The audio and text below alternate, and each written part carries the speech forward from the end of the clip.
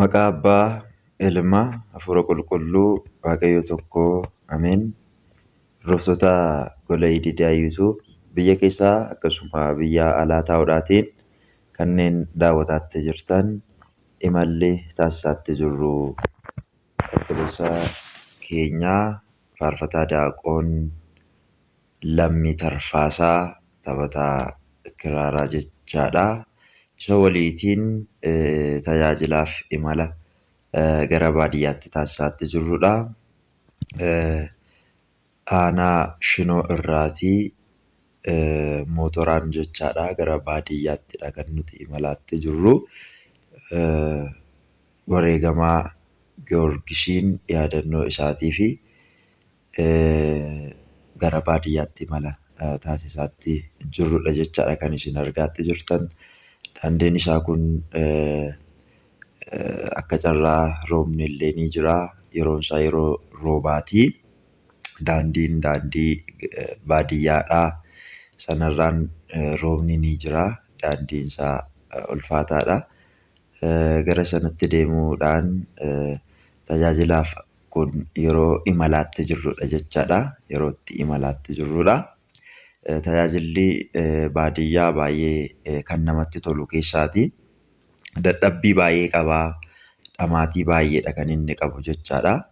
Dadhabbii sana keessa darbamee gaafa amantoota baadiyyaa yerootti tajaajilamu wanti namatti tolu namoota wangeela dheebotanii jiranidha kan argatan jechaadha.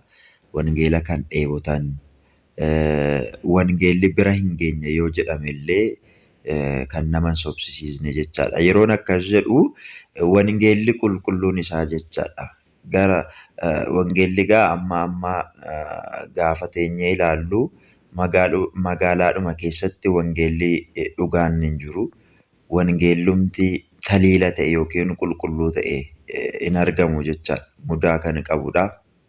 Waan irra dibaati. Haa ta'uutii baadiyyaan aga kanatti wangeela baay'inaan hin argatan. Yeroo ayyaanaa carraa ta'ee waggaattis ta'uu danda'a yoo ji'atti ta'a kan isaan argatanii. Kanaaf walumaa gala baadiyyaa deemanii gaafa tajaajilan baay'ee kan namatti toludha. Kan nama gammachiisudha.